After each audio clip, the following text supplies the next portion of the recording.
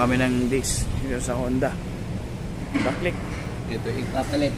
Ito yung papalit namin, pang PCX.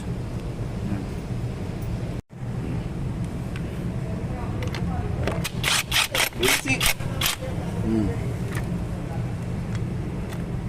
Pensu.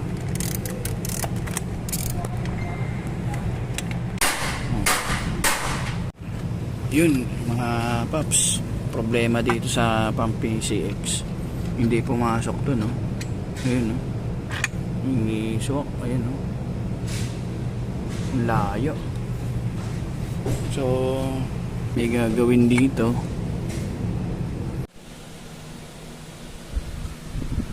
Yung mga paps, bali babawasan natin doon kasi hindi nga sa swak eh. Kaya bawasan muna natin. Okay.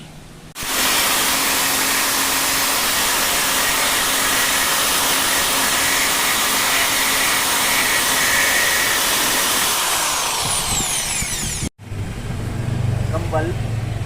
Yan. Ito, laki dito. Yan mga paps, pinutulan na, oh. Ayan, oh. Ayan, ganda ng pagkaputol. Ayan, laki ng space, oh. Ayan, okay na. Nagawa kayo ng ganyan para pagka ibinigay nyo, swak na swak. Okay. Sikip po. Yung mga marking na dyan magbubutas. Yan, punsulin nyo muna para gitnang-gitna. Gitnang-gitna na, tsaka nyo baranahin para sigurado. Okay. Yan, mabaranahin na. Maliit muna ang gamitin nyo.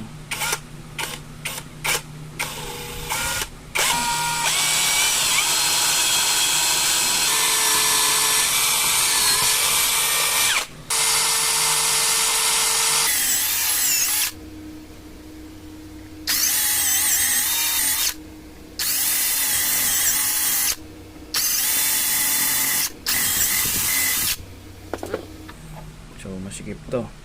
Ayan, o. Ngayon lalagyan natin, i-hand-tap naman natin.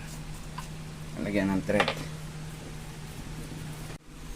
So yung gagamitin natin na pitch 1.25 tapos M8 1.25. Okay.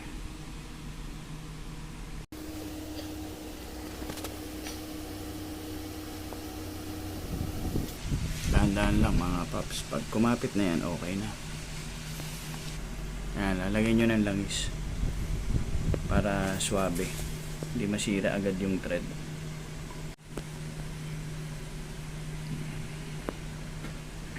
Dahan-dahan lang mga paps. So kayo magmamadali para swabe yung pagka-thread nya. Kailangan pantay na pantay yan eh. Okay na mga paps. Suwabing-suwabe, oh. Ito yung tornilyo ilalagay natin. Baka kapos yung itim eh. Try natin to.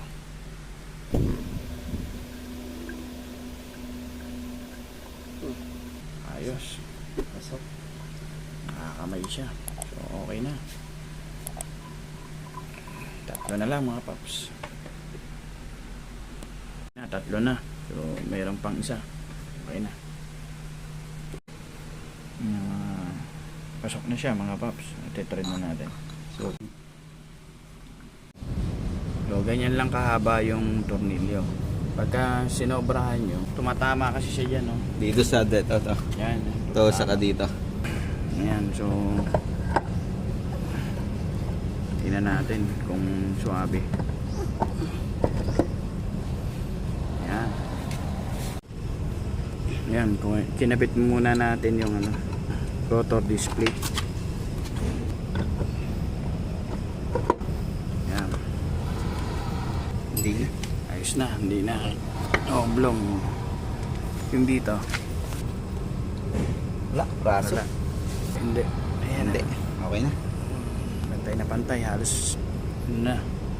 Okay na. Ang gagawin namin, Didikitan namin yun. Lalagyan namin ng epoxy. Epoxy. Para maganda yung lapat. No? Tanggalin uli namin. Okay? Sige. Ayan o. Ayan o, linigyan namin ng epoxy yung loob. Ayan. Steel epoxy. Umano? Kasi- Kinain na. Kinain. Kasi ayun o, lalabas yan o. Ayun o. Ayun o. Palamanan nyo ng epoxy. Para yun o. Ayan.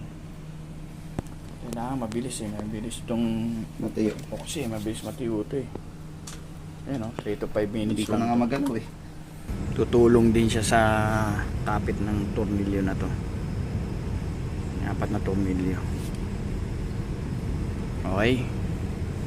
So, ganun muna yung ginawa natin. Obserbahan natin yan 1 buwan. Pagka wala namang problema, walang kalog, okay na kahit wala tong tornilyo. Kasi hindi na namin linagyan ng tornilyo dito para hindi mabangasan yan. Yan, nilinis muna natin. Lagyan natin ng grasa. Okay na. Okay. Nakabit na namin.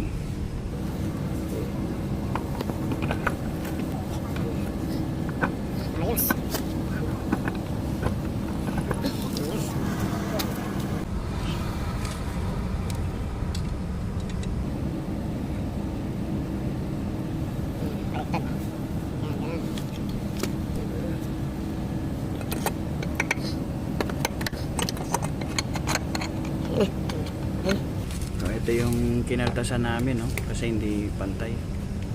Pang PCX 160 to eh. Ayan. So, pero okay na siya. Pasok na siya. Ayan, no?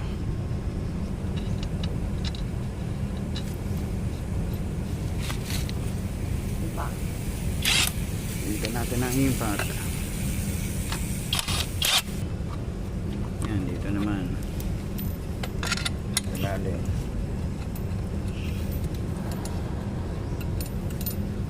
Yan, kailangan natin pala dito mga paps lagay ng bushing. Hindi kumasya. Tapos papalitan natin itong tornilyo ng 2 inches. Okay? Ito yung kakabit namin mga paps, Brembo. Kabit muna namin mga paps Yun mga paps, naikabit na namin. Ayan. So okay na. Bali dito walang tinabasan na fairings. Ayan, binutasan lang. Ayan. Tapos dito binutasan din. Tapos may konting tinabas lang dito. Yun na. So yun na. Tapos na siya. Yung mga piyesang ginamit natin, lalagay ko na lang yung link sa description kung saan ko nabili. Yun lang mga paps. Salamat, ingat, ride safe.